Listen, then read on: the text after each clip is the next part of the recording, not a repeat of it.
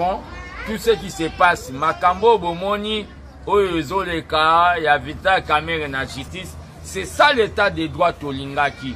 L'état de droit est cause à la carte pour un petit citoyen. L'état de droit, il fait banda au sommet. Ça a commencé avec Kamere, mais la suite, il y a film Meza Musika. Nayo Mutoye Bisai Batukeba Peso 10% le billet sa punda memayo. Ozala ya famille Tshisekedi ozala te yeba ke na minito ekozande mukamati. Tozo sepela déjà tozo senga aide na communauté internationale ba aider biso po makala ekoma o babengi un prison confort. C'est-à-dire batie la biso ba split toza na besoin ya don ya ba split toza na besoin ya internet full o babengi internet wifi toza pe na besoin ya ko sokola moi ba wese ya makalo eza salite.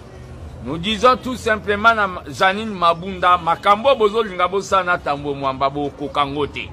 Combattant nyonso zala ozage parce que le pouvoir de Kabila planifie des histoires oyo linga ke et faire échouer biso au moment où tozui choc ya coronavirus. Et je dis tout simplement monsieur Kabila, tu n'es pas un dieu. Nous t'avons laissé un peu le temps de te souffler dans le Congo et nous n'avons pas voulu faire ce qu'on appelle la justice. On attendait que la justice. Yope Kabila yeba ke bakolanda yo pona mort à Rossi, bakolanda yo bakokango pona mort à Chebea, bakokango pona ba mort à bakombata batumba na permanence, bakokango pe pona ntaba batozwa pembeni ya bandundu okosi na ferme no akingakati yope bakokanga yo. Tokolandela moko na moko. Ndenge Tshisekedi aloba ba prison kotonda et kotonda. Mais le problème qu'il y a c'est quoi?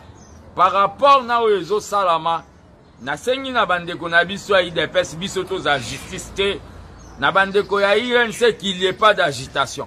Sobo moni mwana mboka Kamere akeko se présenter na justice. C'est que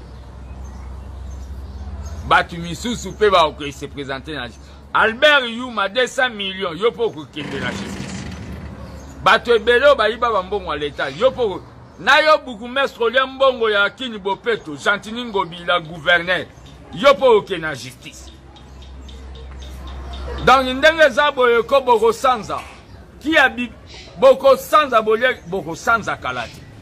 Toyeb sa peuple congolais bozala na alerte à tout moment bo mona des chambres en koti. Soki bazi ba décision mo ya malonga te to bimananzela po to se débarrasser. Janine Mabunda et Tambwe Mwamba na constaté que bolinga na no Kabila te. Boko mo linga sikonde peuple akota kinga kati. Peuple congolais de partout bo s'entraîner bozala un homme parce que Kabila avec ses acolytes ba linga basala mabe na mboko. Message na pesi bino na nweza o babengi flash matinal par rapport na otoyoki que balingi basala coup d'état constitutionnel. Tambwe Mwamba yo obosani nde otumbaka avion. Otumba avion na batu toyebi. Janine Mabunda sindi ya kingakati. Lokola bino bolinga bo mekana président. Bosala coup d'état constitutionnel mais ce jour-là Nzambe akumisa po corona ye. Na poto bokima te corona batutu baza na confinement na corona obino tu boza confiné bouclé awa muta okima ate soki bosali gaf na makambo bolinga bobenga congrès ya deux chambres corona ya okima poto muta okima te toko s'occuper na bino avec beaucoup d'énergie et un message nazo pesa combattant toi kozwa message à partager yango. Laissez nos divisions de côté. Tout mon intérêt aux à pouvoir. Jani Mabundo za na place à Okimate. Tambwe Mwamba za na place à Okimate. Kuna korone za Okimate. Ba frontière za okanga. Bo vandi, bo lali, bo loti, bo benga congrès. Po boya boloba. Ba makambo. Bo yebi pasi biso to mona na mboko. Nazolo banabino tant que gardien du temps. Je lance l'appel à tous les Congolais. Na onction Tshisekedi ya papa Pesangai. Bino nyonso ya nord, na sud, na est. Bo se mobiliser parce que Fati est en danger. Il y a un groupe des individus des dinosaures qui veulent faire un coup d'état constitutionnel. Pour remplacer Tambwe Mwamba, après bazongi sa pouvoir et pas Kingakati.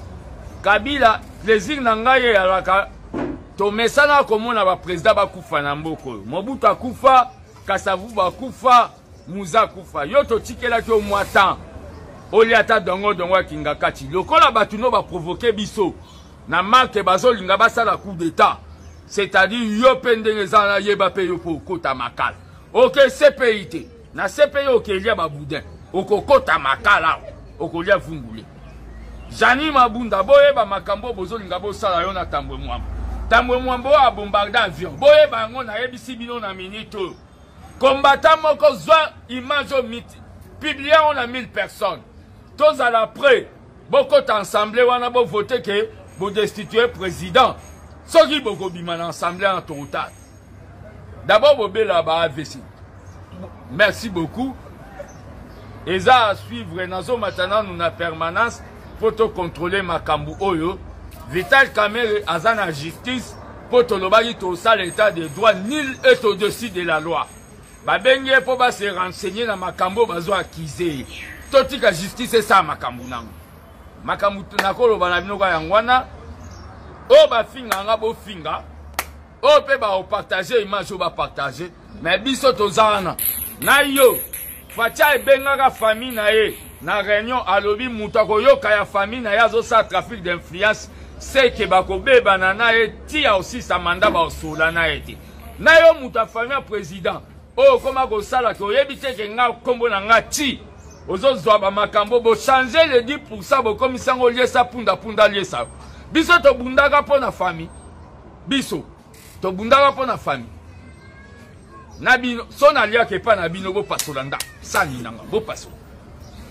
Nabino tu ba ta famille soki ba kutioka na kopi moko zela okota makala. Ya bino ndevuma na obando ya osigveyo na ye na tongo na ye na 8h na ye na 19h 22h na tala soko ubi. Toloba na bino bogoyo kati. Bomona ki fachango neti bébé e bandit. Na bino batu bolie ba mbongo ba carte ba combattant. Ba kabundu na ba kabuya ba okanga bi. Audit ezo banda na l'état tina chef du quartier. Ye mo andime ba sale na audit na présidence. Audit ezo banda. To bandi maka. Biso to linga te to échouer pour na bino. Ba nouveau riche. Jamais. Na tondi bino botondi. Kabola yango e pa batutu oyo omonde. Bakangi Kamerhe libanga 18 chaku ndeke kosekate etikali tourna yo. Merci.